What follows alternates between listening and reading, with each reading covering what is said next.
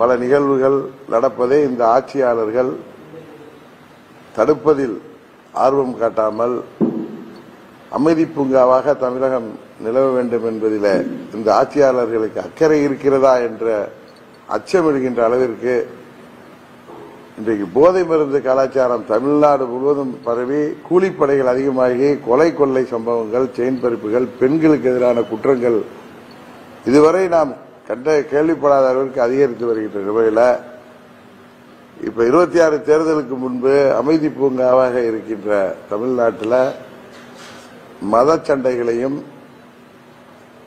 சாதிய சண்டைகளையும் உருவாக்குவதற்கு ஏதோ சதித்திட்டம் தீட்டப்படுகிறதோ என்ற அச்சம் நிலவி வருகிறது.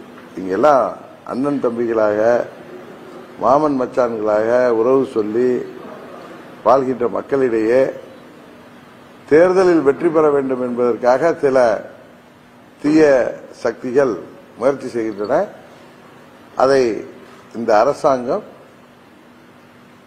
தமிழ்நாட்டு முதலமைச்சர் கவனத்துடன் அதில் செயல்பட்டு காவல்துறை சரியாக செயல்பட விட்டு இது போன்ற நிகழ்வுகள், வருந்தத்தக்க நிகழ்வுகள் நடக்காமல் பாதுகாக்க வேண்டும். இப்ப டங்ஸ்டன் விஷயத்தில் அது போன ஆண்டு அங்க டங்ஸ்டன் இருக்கிறது, அதை எடுப்பதற்கு அதை எங்கெங்க இருக்கு என்ன அதை பற்றி ஏலம் விடலாமாங்கிற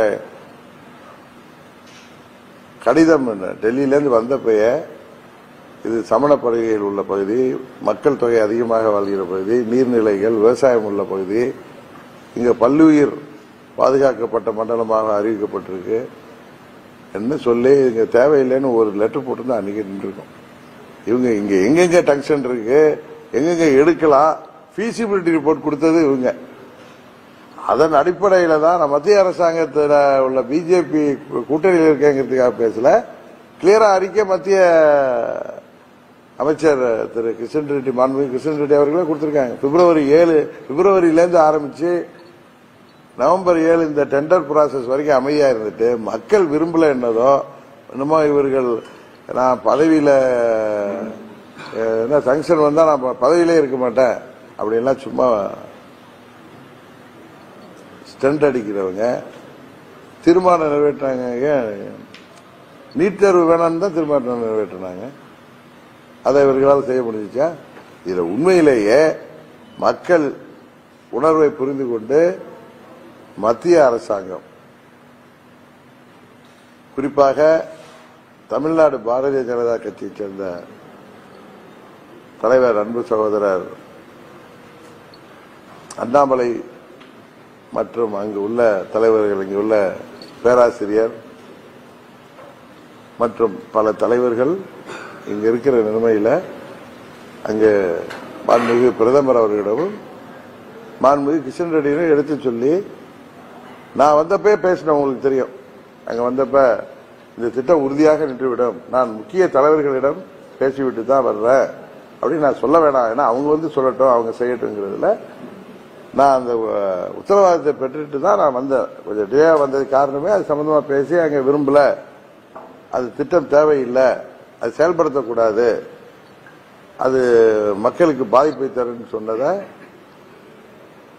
அவர்கள் ஏற்றுக்கொண்டு மத்திய அரசாங்கம், மாண்புமிகு பிரதமர் அவர்கள், மாண்புமிகு கிஷன் ரெட்டி அவர்கள் தமிழ்நாடு பாரதிய ஜனதா கட்சியின் முழு முயற்சியோட மக்களின் மனநிலையை புரிந்து கொண்டு அங்கு போராட்டம் நடத்தியவர்கள் நியாயமாக போராடுகிறார்கள் என்பதை உணர்ந்து கொண்டு அவர் முழு முயற்சி செய்து அதை நிறுத்தியவர்கள். அந்த கிரெடிட் எல்லாம் பாஜகவுக்கு தான் போகுமே தவிர, உங்களுக்கு தெரியும், நான் உண்மையை பேசி யதார்த்தத்தை பேசக்கூடியவன். இதுல அரசியல் ஸ்டண்ட் அடிக்கணும் விரும்பல, அதுதான் உண்மை. ஏன்னா பல முறை நாங்கள் அவர்களிடம் சொன்னப்ப அது முதல்ல அன்னைக்கு வர்றப்ப கூட திரு அண்ணாமலை நான் போனல ஜனவரி 4 கூட அந்த உறுதியாக வராது அந்த திட்டம். நீங்க அதை போய் தைரியமாக அங்க சொல்லுங்க. தமிழ்நாடு பாரதிய ஜனதா கட்சி அதுக்கு உங்களுக்கு நம்ம கூட்டணி, தேசிய ஜனதா கூட்டணி மக்களுக்கு உறுதியாக இருப்போம், நீங்க சொல்லுங்க, உறுதியாக நல்ல செய்தி வரும். இன்னும் சொல்ல போனா ஜனவரி 18 இங்கு மாண்புமிகு கிஷன் ரெட்டி அவர்கள் வருவதா இருந்தப்பயே இங்க உள்ள நிர்வாகிகளை அழைத்து சென்று அங்க அந்த அறிவிப்பை வெளியிட செய்வதற்கான ஏற்பாடுகளை தமிழ்நாடு பாரதிய ஜனதா கட்சி செய்து கொண்டிருந்தார்கள். இதை ஏன் நான் இன்னைக்கு சொல்றேன்னா, அன்னைக்கு நான் பேசுனது நீங்க பாத்தீங்கன்னா நான் ஆணித்தரமா சொன்னேன், வரவே வராது.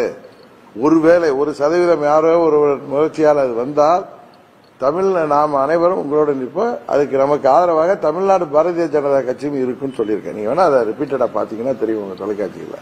அதனால என்னை பொறுத்தவரை இதற்கு முழு காரணம் பாரத பிரதமரும் மத்திய அமைச்சர் திரு கிஷன் ரெட்டி அவர்களும் தமிழ்நாடு பாரதிய ஜனதா கட்சியை சேர்ந்த சகோதரர் அண்ணாமலை மற்றும் அங்கு உள்ள அனைத்து தலைவர்களும் தான் அதுக்கு காரணம். அங்கு உள்ள நிர்வாகிகள் தான் காரணம். இதான் உண்மை.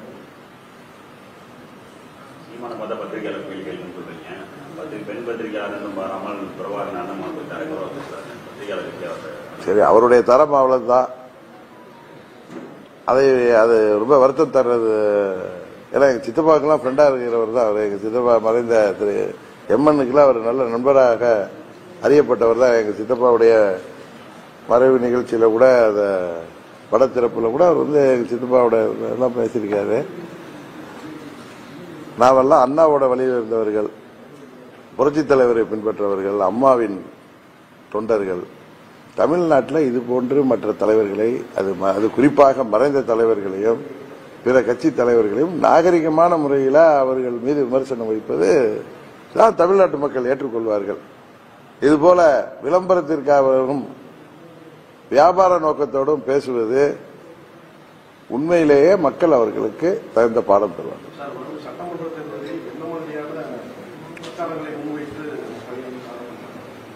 நீங்க அது தேர்தலுக்கு முன்பு சரியான திட்டமிடலோடு தேசிய ஜனநாயக கூட்டணி திமுக என்கிற இந்த தீய சக்தியை ஆட்சியிலிருந்து இறக்குவதற்கு அனைத்து முயற்சிகளையும் எடுப்போம். அதில் உறுதியாக திமுக என்கிற தீய சக்திக்கு மாற்று சக்தியாக இருக்கப் போவது தேசிய ஜனநாயக கூட்டணி தான்.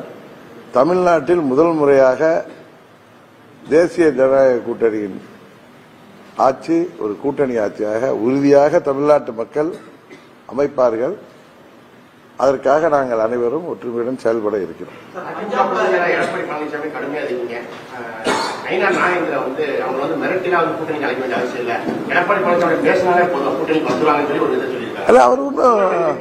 அவர் என்ன சொல்றாரு, அவர்கிட்ட நீங்க நான் அவர் பேசுற வீடியோ கிளிப்பிங் பார்த்தேன்.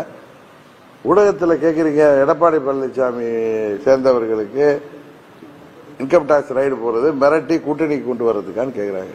மிரட்டிலாம் கூட்டணி கொண்டு வர வேண்டிய அவசியம் எல்லாம் இல்ல. ஒரு கட்சியோட கூட்டணி வேணும்னா அந்த கட்சிக்கு பொதுச்செயலாளர் இருக்கிற பழனிசாமி அண்ணன் பழனிசாமி கிட்ட பேசினாலே கூட்டணி கொண்டு வர முடியுமோ?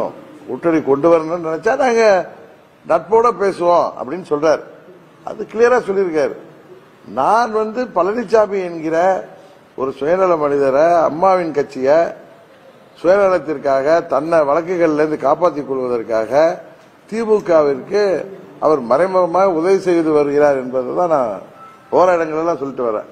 அதனால அங்குள்ள தொண்டர்களும் நிர்வாகிகளும் ரெட்டையிலை அவர் கைப்பற்றி வச்சிருக்காருங்கிற ஒரே காரணத்திற்காக, அவருக்கு பணபலத்தோடு இருக்காருங்கிற காரணத்தினால அவருடைய திமிருக்கும் அவருடைய சுயநலத்துக்கும் நீங்க இடம் கொடுத்து காவடி தூக்குனீங்கன்னா, நான் தானே சொல்றேன், விழித்துக் கொள்ள வேண்டும் என்றால் 26 தேர்தலுக்கு பிறகு அம்மாவின் கட்சிக்கு, புரட்சி தலைவர் கண்டெடுத்த கட்சிக்கு மூடு விழா நடத்தக்கூடிய அளவுக்கு பழனிசாமி சென்று விடுவார். ஏன்னா அவர் ஒன்றும் கஷ்டப்பட்டு உழைச்சோ அந்த கட்சிக்கு, இப்ப தலைவருக்கு அந்த கட்சி எப்படி ஆரம்பிச்சான்னு தெரியும். அவர் மறைவுக்கு பிறகு அம்மா அவர்கள் போராடி அந்த பதவிக்கு வந்தார்கள் தெரியும்.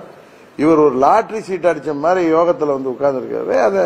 அதனுடைய அருமை தெரியாமல் 4 ஆண்டு முதலமைச்சர் பதவி இருந்தப்ப அவர் எப்படி அதை பிடித்து வைத்திருக்கார் என்பது தெரியும். அது 4 ஆண்டு பதவி இருந்தப்ப அங்க உள்ள நிர்வாகிகள் அம்மாவுடைய ஆட்சி போயிடக்கூடாதுன்னு அமைதி காத்தது வேறு. இப்பொழுது அமைதி காத்தால் வருங்காலத்தில் அம்மாவின் கட்சிக்கு முடிவுரை எழுதக்கூடிய நிலைக்கு அவர் செஞ்சார். ஏன்னா அவரை பொறுத்த வரைக்கும் தானும் தனது குடும்பத்தினர் மீதும் வழக்கு வராமல் இருக்கிறதுக்கு திமுகவுடைய மறைமுக கூட்டணி வச்சிருக்கார். திமுகவுடைய தேர்தல் வெற்றிக்கு உதவி செய்வதற்காக அவர் தனியா நிக்கணும், மெகா கூட்டணி அமைங்கிறார். எங்க போய் கூட்டணி அமைக்க முடியும்? எல்லா கட்சிகளும் அந்த கூட்டணி அல்லது எங்கள் கூட்டணி இருக்கிறப்ப இவர் யாரோட கூட்டணி அமைக்க போறாரு? போகாத ஊருக்கு வழி சொல்லிட்டு இருக்காரு. அதனால அந்த முறையில் நான் திரு பழனிசாமி இருக்கிறத தவிர தனிப்பட்ட முறையில் எனக்கு அவர்கிட்ட ஒன்றும் கிடையாது.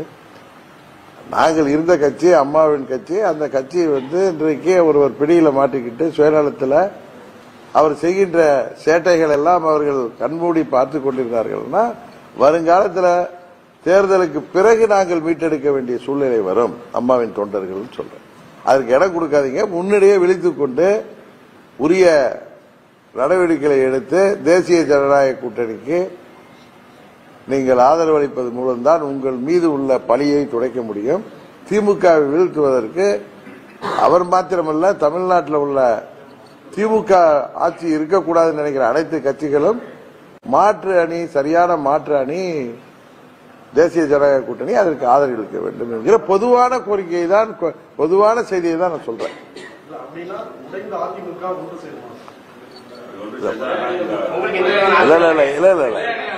நான் பல முறை சொல்லியிருக்கேன். நாங்க அம்மா மக்கள் முன்னேற்ற கழகங்கிற பேர்ல 7 ஆண்டுகளாக செயல்பட்டு இருக்கோம். இன்றைக்கு அம்மாவுடைய கொடிய, அம்மாவுடைய திருவுருவத்தை தாங்கிய கொடிய 7 ஆண்டுகளாக நாங்கள் பட்டி தொட்டியங்கள்லாம் கொண்டு சென்று எங்கள் தொண்டர்கள் பணியாற்றிருக்காங்க, நிர்வாகிகள். ஆனால் இணைவது என்பதெல்லாம் எங்கள் தொண்டர்கள் எடுக்கின்ற முடிவுதான். எனக்கு தெரிந்தவரை அதற்கு வாய்ப்பு கம்மி. அம்மாவின் தொண்டர்கள் எந்த கட்சி பெயர்ல, எந்த பெயர்ல இருந்தாலும் எல்லாரும் ஒரு அணியில் திரணுங்கிற ஒரு அணியில், அது தேசிய ஜனநாயக கூட்டணியில் வாங்க. ஏன்னா எங்க கூட வர்றதுக்கு அவங்களுக்கு நிறைய கடுமையான பிரச்சனைகள் இருக்கும். ஏன்னா எங்களை எதிர்த்து ஆர்கே நகர் தேர்தலில் இருந்து என்னை எதிர்த்து அவர்கள் எல்லாம் தேர்தலில் என்னை எதிர்த்து அவர்கள் எல்லாம் பணி செய்தவர்கள். அதுக்கப்புறம் பழனிசாமி ஆட்சியில் மேதின கூட்டத்திற்கு கூட நாங்கள் நீதிமன்ற உத்தரவு பெற்று தான் கூட்டங்களை நடத்தியிருக்கோம். அதனால யாருக்கும் எந்தவித ஒரு மனக்க சங்கடமும் இல்லாம தேசிய ஜனநாயக கூட்டணிக்கு அம்மாவுடைய தொண்டர்கள் அனைவரும் வரணும் தான் நான் சொல்றேன். அது வருவதும் வராததும் அவங்க விருப்பம்.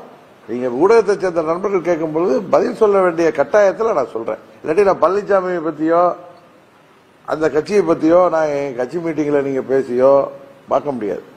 எங்களுடைய கொள்கை, இந்த இயக்கம் ஆரம்பிக்கப்பட்டது மேலூர்ல அம்மாவின் கொள்கைகளை, லட்சியங்களை தொடர்ந்து கொண்டு செல்ல வேண்டும். ஜனநாயக ரீதியாக அம்மாவின் கட்சியை மீட்டெடுக்க வேண்டும். எனக்கு எந்த கட்சி வருவதிலும் எந்த ஆட்சேபமும் இல்லை.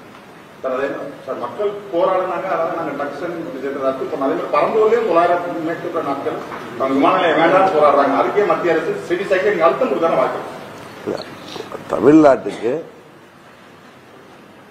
விமான நிலையங்கள், எல்லா விமான நிலையங்களும் இன்னும் அப்கிரேட் ஆகணும். புதிய விமான நிலையம் வேண்டும் என்பதெல்லாம் எல்லோரும் ஏற்றுக்கொள்ளக்கூடியது. அங்க போராடுறவங்களும் ஏற்றுக்குவாங்க. ஆனா அந்த பகுதியில் வேணான்னு அந்த மக்கள் அவங்களுக்கு போராடுறாங்க. அவங்களுக்கு நாங்களும் ஆதரவு, எங்கள் கோரிக்கைகளை, எங்கள் அழுத்தத்தை எப்படி டங்ஷன்ல நீங்க நாங்க அதுக்கு ஆதரவாக இல்லாமல் நாங்கள் எங்கள் கோரிக்கைகளை வைத்து அதை சொல்றோம். தமிழ்நாடு முதலமைச்சர் இது நான் இந்த திட்டம் வந்தா நான் முதலமைச்சரை தொடர மாட்டேன்னு சொல்லி டயலாக் பேசுறவர் ஏன் அதுல ஒரு நிலைப்பாடு இருக்கிறாரு? அவர் தீர்மானம்லாம் நிறைவேற்றினவர் ஏன் அவரால் நீட் தேர்வு ரத்து செய்ய முடியல? நமது அரசு ஊழியர்கள், ஆசிரியர்கள், போக்குவரத்து தொழிலாளர்கள் பழைய ஓய்வு திட்டம் அறிவிப்பாரு, அதெல்லாம் ஏன் கொண்டு வரல? கொரோனா காலத்தில் கடுமையாக உயிரை பட வைத்து பணியாற்றிய மருத்துவர்களையும் செவிலியர்களையும் நிரந்தரம் செய்வோம்னு சொன்னாரு. தேர்தல் வாக்குறுதியில் சொல்லுது. அன்னைக்கு ஒரு போய் சொல்றாரு, இன்னும் 530 தொகுதியில எத்தனையோ சதவீதம் நிறைவேற்றிட்டேன்னு. இது உண்மையா? அப்புறம் ஏன் எல்லாம் தெருவுக்கு தெருவு, எல்லா இடத்துலயும் ஊருக்கு ஊரு எல்லா பிரிவினரும், எல்லா துறையை சேர்ந்தவர்களும் போராட வேண்டிய அவசியம் என்ன? பழைய ஓய்வூதிய திட்டமே கொண்டு வரல. குறைந்தபட்சம் சொல்ற விவசாயிகள் கடனை எல்லாம் தள்ளுபடி செய்யணும்னு சொன்னீங்களா? எங்க தள்ளுபடி செஞ்சீங்க? மாணவர்களுக்கு கல்வி கடன் எல்லாம் ரத்து செய்யறோம்னாங்க. இளைஞர்களுக்கு ஆண்டுக்கு எத்தனை லட்சம் பேருக்கு வேலை வாய்ப்பை உருவாக்கி தருவேன்னாங்க. எத்தனை தொழிற்சாலைகளை கொண்டு வந்திருக்கீங்க? ஃபாரின்லாம் போய் தாட் போட்டுன்னு போயிட்டு வந்தீங்களா? எத்தனை தொழிற்சாலைகள் வந்திருக்கு? எவ்வளவு பேருக்கு வேலை வாய்ப்பு வந்திருக்கு? எதற்கெடுத்தாலும் மத்திய அரசாங்கத்தை குறை சொல்றது விட்டு நீங்க உங்கள் செயல்பாடு என்ன? அந்த பயத்தினாலதான் யாரு போராடினாலும் அதை தாங்கிக் கொள்ள முடியாமல் அவர் எல்லாரையும் கைது செய்கிற நடவடிக்கைகள் இருக்கிறாரு. யாரோ அவங்க ஆளுக ஓட்டின போஸ்டர்ல ஒரு வயதான மூதாட்டி மக்களின் மனநிலையை தெளிவுபடுத்துற விதமா அதுல எதையோ தூக்கி எறிகிறாங்க, அவங்கள கைது பண்ண அலைஞ்சாங்க. நீங்க கூட அன்னைக்கு சொன்னாங்க, கன்னியாகுமரிக்கு ஒரு படையே போயிருக்குன்னு அது என்ன பண்ணாங்கன்னு தெரியல. எல்லாருடைய எதிர்ப்பை கண்டு அமைதியாயிட்டாங்க. எதிர்கட்சிகள் குரலை நிறுக்கப்படுகிறது. இந்த அண்ணா யூனிவர்சிட்டி குடிநீர் செயலில் உண்மையை கொண்டு வரணும், காவல்துறை செயல்படணும்னு சொல்லி போராட்டம் நடத்திய அனைத்து எதிர்கட்சிகள் தலைவர்களும் கைது செய்யப்பட்டார்கள். அவர்களுடைய திரு பாலகிருஷ்ணன் கம்யூனிஸ்ட் கட்சி தலைவரை அறிவிக்கப்படாத எமர்ஜென்சி தமிழ்நாட்டில் நிலவுதுங்கிற சொல்ற அளவுக்கு இன்றைக்கு நாட்டு நிலைமை இருக்கு. கூட்டணி கட்சியை சேர்ந்தவர்கள் இன்றைக்கு சிபிஐ என்கொயரி கேட்கிறார் திரு திருமாவளவன் அவர்களும் திரு பாலகிருஷ்ணன் அவர்களும். இதுதான் இந்த திராவிட மாடல் ஆட்சியின் இன்றைய நிலைப்பாடு. ஆனா இந்த ஆட்சியில இன்றைக்கு மத கலவரங்களையும் ஜாதிய சண்டைகளையும் கலவரங்களையும் உருவாக்கி யாரோ குளிர்காய பார்க்கிறார்கள். அதற்கு காவல்துறை கவனமாக இருந்து செயல்பட வேண்டும். அதை அரசாங்கம் உறுதி செய்ய வேண்டும்.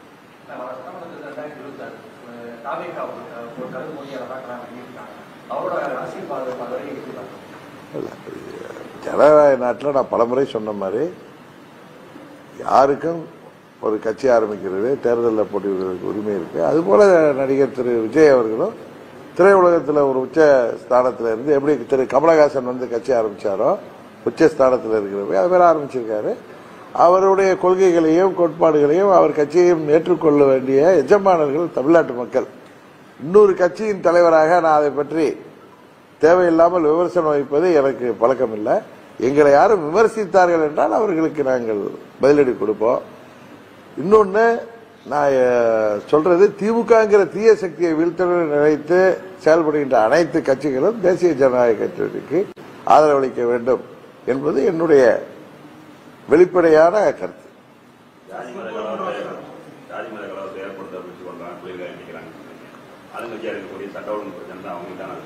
ஆமா, அவங்க மறைமுகமா தூண்டிவிட்டு யாராவது அப்புறாணி மேல வச்சுட்டு போயிடுவாங்க. யாராவது கிடைத்தா அவர்கள் மேல வைப்பாங்க. இல்லங்க, காவல்துறை அது அவங்களுக்கு பாதிப்புன்னு அவங்க எது இந்த வரைக்கும் எத்தனையோ சட்ட ஒழுங்கு பாதிப்புல என்ன செயல்பட்டாங்க? இங்க போதை மருந்து கலாச்சாரம், பட்டி தொட்டியெல்லாம் போதை மருந்து விற்கித, போதை மாத்திரைகள், போதை மிட்டாய்கள்லாம் விற்கித, கஞ்சா விற்கப்படுது.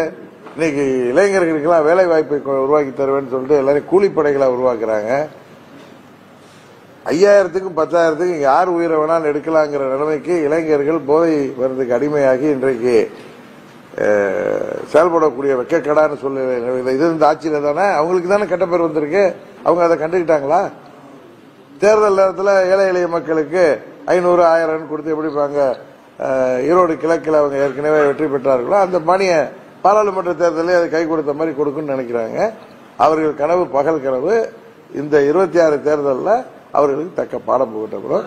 இன்னைக்கு இங்க தமிழ்நாட்டில் நான் சொல்றது ஒரு குற்றச்சாட்டு இல்லை, நடக்கிற நிகழ்வுகள் அதில் யார் யார் ஈடுபட்டு செய்யறாங்க எல்லாத்தையும் பார்க்கிறப்ப காவல்துறை அதுல எந்த நடவடிக்கையும் எடுக்காம, அன்னைக்கு கூட ஒரு தொலைக்காட்சியில் பார்த்த ராமநாதபுரம் மாவட்டத்தில் 2 சமுதாயத்திற்கு இடையே பூசல்கள் வருகின்ற அளவுக்கு போராட்டங்கள் வெடிச்சிருக்கு. அதுல காவல்துறை சரியாக செயல்படாமல் மெத்தனமா இருக்குன்னு ஒரு தொலைக்காட்சியில் செய்தி வந்ததே பார்த்தோம். இது போன்ற நிகழ்வுகள் அலார்மிங்கா இருக்கு. இங்க தேவையில்லாத கலவரங்களை உருவாக்குவதற்கு காரணமாக யாரோ செயல்பட்டு இருந்தால் அதை இந்த அரசாங்கம் தடுக்க வேண்டும். காவல்துறை சுதந்திரமாக செயல்பட அனுமதிக்க வேண்டும். எப்படி போதை மருந்து கலாச்சாரத்தை தடுக்க முடியாம திணறிட்டு இருக்காங்களோ அதுபோல இதுவும் கட்டுக்கடங்காம போனுச்சுன்னா தமிழ்நாடு சுடுகாடாக மாறுவதற்கு காரணமாயிடக்கூடாது சொல்றோம்.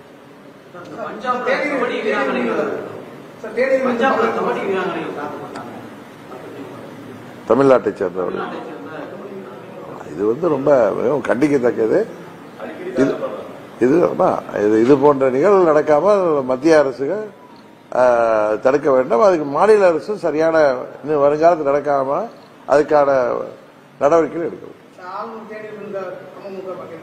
இல்ல, எங்களுக்கு அழைப்பு வந்திருக்கு. எனக்கு நாளைக்கு நான் ஏற்கனவே ஒத்துக்கொண்ட ப்ரோக்ராம் இருந்ததுனால அது முடிச்சுட்டு முடிஞ்சா போயிடுவேன். போறதுக்கான முயற்சிகள் செய்து கொண்டு.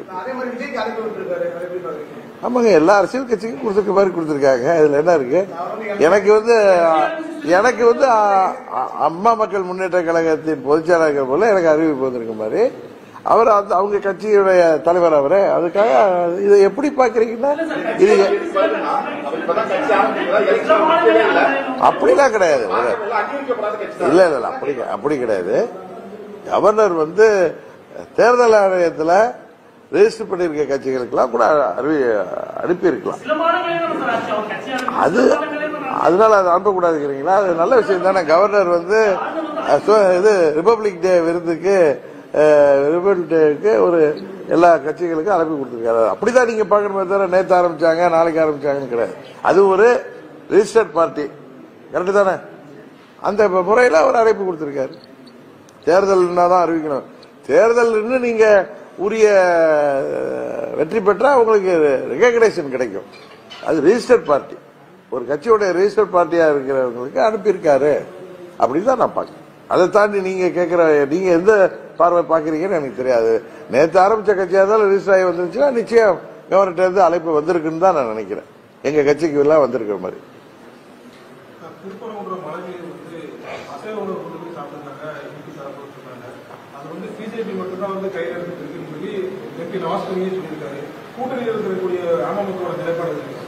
சார், எங்க நிலைப்பாடு உங்க எல்லாருக்கும் தெரிஞ்சது. தமிழ்நாட்டில் அதை தான் நான் முன்னாடியே சொன்னேன். மத கலவரங்களை தூண்டுற மாதிரி செயல்பாடுகள்ல யார் ஈடுபட்டாலும் அதை அரசாங்கம் தடுக்க வேண்டும். ஏன்னா இங்கெல்லாம் உங்களுக்கு தெரியும், குறிப்பா மதுரை இந்த மண்டலங்கள்ல இஸ்லாமிய சகோதரர்களை நம்ம சியான்னு கூப்பிடுவோம், அவங்க நம்மள மாமான்னு கூப்பிடுவாங்க. அந்த அளவு எல்லாரும் ஒரு உறவு முறையில் இருக்கக்கூடிய பகுதி. இங்க திடீர் அந்த பழனி திருப்பரங்குன்றம் முருகன் கோயில் இருக்கிற இடத்துல நிறைய சித்தர்கள் சமாதிகள் இருக்கு. அதே மாதிரி சிக்கந்தர் பாக்ஷாங்கிறது தர்காங்கிறது ஒரு ஜீவ சமாதியா தான் இருக்கணும், ஒரு இஸ்லாமிய மகானுடைய சன்னதி. இதுக்கு முன்னாடி எல்லாம் எப்படி போய் வழிபட்டு வந்தாங்கிறது நமக்கு சரியா தெரியல. நீங்க ஏதாவது கேட்பீங்கன்னு நானும் வர்றப்ப அதை பத்தி பார்த்தேன். ஏற்கனவே அவர்கள் எப்படி வழிபட்டு வந்தார்களோ அந்த முறையில் அளவு பண்றதுதான் நியாயமா இருக்கும். அதுக்காக போய் யாரோ அதை ஒருத்தர் பெரிதுபடுத்தணும்னு ஒருத்தர் நினைத்து இத்தனை ஆண்டு அந்த மாதிரி பிரச்சனை இல்லைல்ல. இந்த ஆண்டு வருதுன்னா அதுக்கான முயற்சிகள் யார் எடுக்கிறார்கள்? அது உண்மையான அங்கு பகுதியில் வாழ்ற இஸ்லாமிய மக்களா, இல்ல அதுக்கு பின்னாடி யாரும் தூண்டுதல்ல இந்த போர்வையில் எதுவும் பண்றாங்களா? அதனால இந்து அமைப்புகளும் அங்க கிராமத்தில் உள்ள மக்களும் அதை எதிர்க்கிறாங்கலாம் வந்துச்சுன்னா எல்லாமே உங்க ஊடகத்திலேயே எங்க நிர்வாகிகளிடம் தெரிந்து கொண்ட செய்தி. ஏற்கனவே அது போன்ற அந்த மலையில மாமிசம் சமைக்கப்பட்ட அது போன்ற பழக்கம் இருக்கிறதா என்னன்னு எனக்கு தெரியல. நீங்க தான் சொல்லணும், எனக்கு தெரியல. இல்ல திடீர்னு அந்த ஆண்டு அப்படி பண்றாங்களா என்ன அப்படிங்கிறது தெரியல. நீங்க தான் சொல்லணும். நீங்க கேள்வி கேட்டு நீங்க தான் சொல்லணும். ஏற்கனவே அது தொட்டு அந்த பழக்கம் இருக்கா? இல்ல இல்ல ஏற்கனவே இருக்கா அந்த பழக்கம்?